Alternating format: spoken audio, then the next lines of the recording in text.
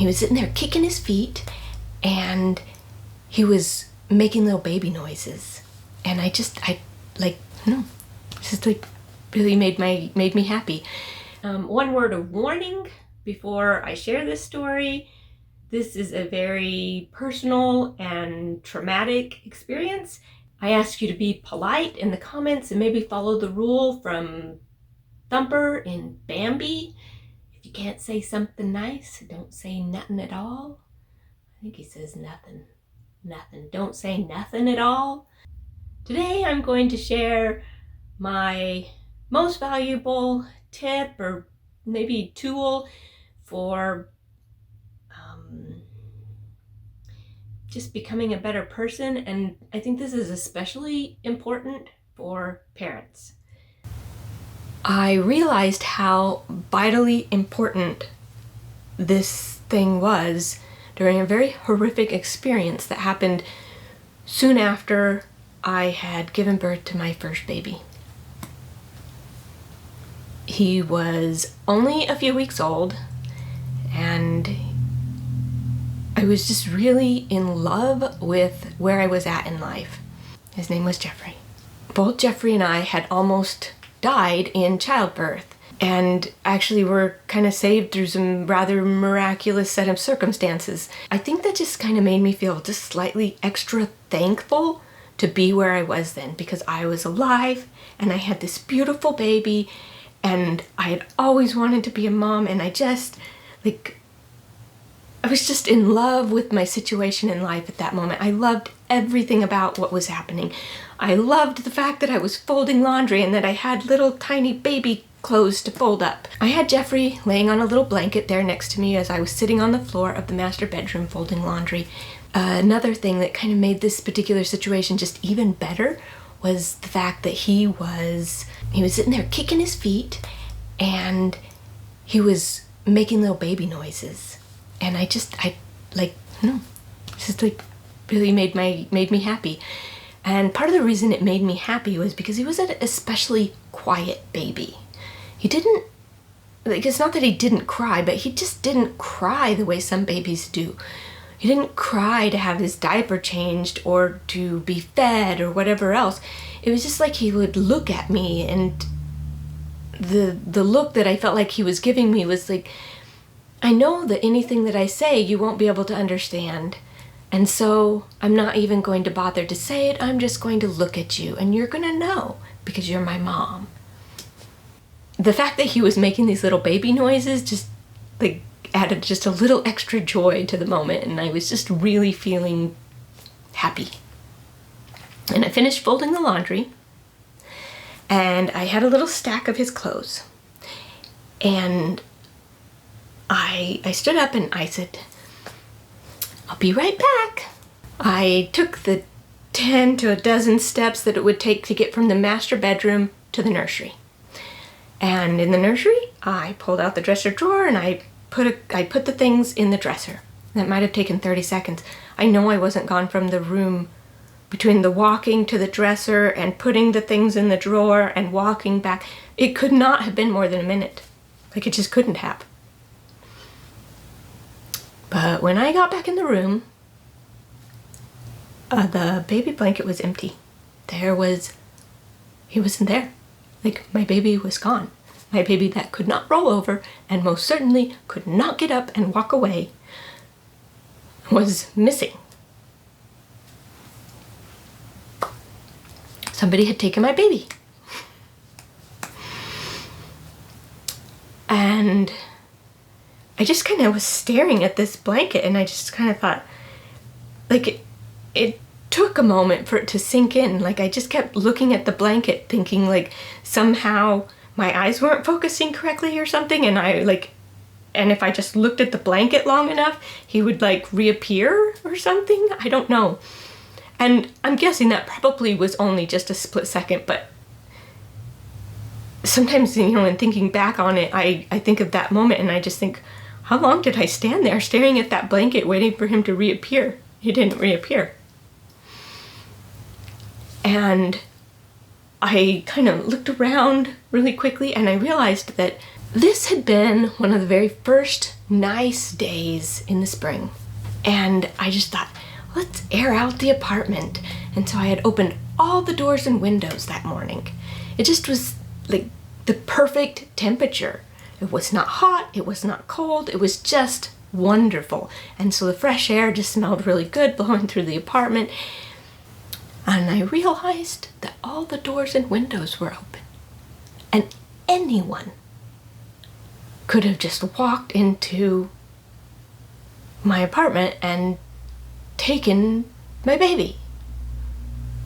Except I thought about it and I'm like, I didn't hear anything.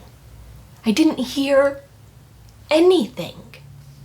You would have thought, like, it's the distance that I had to walk between the baby blanket and the dresser was not that great of a distance. And I just kept thinking, I would have heard something, wouldn't I have, if somebody had come and taken my baby? And I'm here to tell you that a mother can tear through a 700 square foot apartment looking for any possible place that somebody could hide, and in every possible place maybe that somebody couldn't hide as well. I probably did it twice that morning in less than a minute. I was looking behind shower curtains and doors and in closets and, behind the couch and just everywhere that I could possibly think. And there was nothing. And I even ran out the front door it was about 20 feet to the parking lot. And so I ran out there to look, and there were a couple of empty cars, but there was nobody out there, and there were no cars driving around or leaving or anything like that. And so I ended up back in the bedroom, in that master bedroom, kind of staring down at this empty baby blanket. And in that moment, I realized I need help. I need help now. And I suppose that I should have called 911 right then, that very, very second. That probably would have been the smartest thing to do. But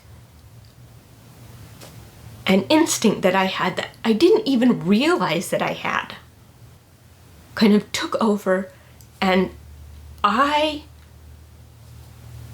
went to the bed in the master bedroom and I dropped on my knees to pray. And as I had kind of like laid my hands on the bed, and as I put my head down to pray, before I had even uttered a single word, I kind of looked down, and this little hand comes out from underneath our bed, under the little dust ruffle in our bed. He was under the bed. Now, there's a couple of things that you should probably know. And first of all, the baby blanket to the bed was about 10 feet. Like way too far for him to have somehow rolled over and gotten there on his own, besides the fact that he could not roll over. He didn't even roll over for, I don't even know, probably 2.5, 3, it was probably at least 3 months. And the other thing about this bed, the bed in the master bedroom, is that the distance between the floor and the bed was so small that he was like wedged in there. I really had trouble getting him out from underneath the bed. I had to basically lift the bed a little to get him out because that gap was just so tiny. I have no idea, even to this day, how he managed to get from the blanket to the bed. No idea. It has occurred to me often that it is not actually possible for him to have somehow gotten from that baby blanket to that bed on his own. The one thing that I do know is that by praying first, I saved myself an awful lot of heartache. It would have been very possible for him to have been under that bed most of the day before he would have cried. Just those few moments that he was missing were so traumatic. I can't even imagine what it would have been like to have had that gone on for hours. Would we have found him? Absolutely, we would have found him. Eventually, the police or somebody would have found him under the bed, but the amount of, every minute, every second that went on from when he was gone till I found him, I wouldn't have wanted that to continue.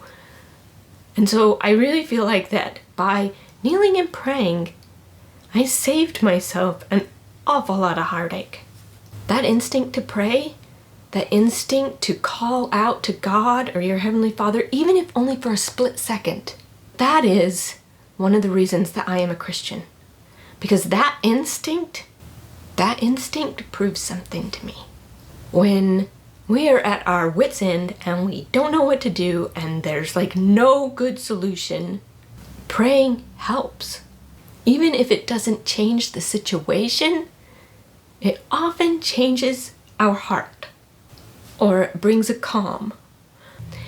I promise you that Heavenly Father will enlighten your mind with ideas on how to deal with the situation, or soften somebody's heart towards you, or soften your heart towards somebody else, or somehow help the situation.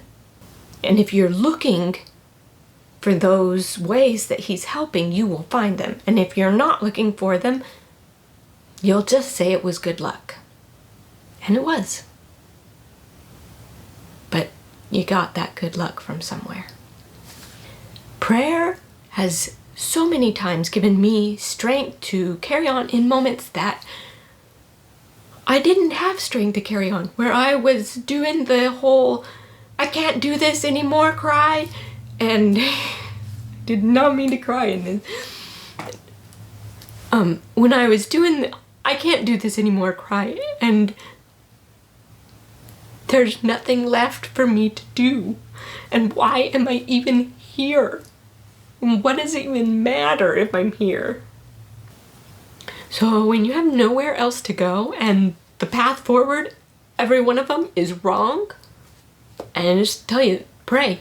It makes a difference. It is absolutely the most valuable tool that you can have in dealing with the trials of life. Prayer may not be the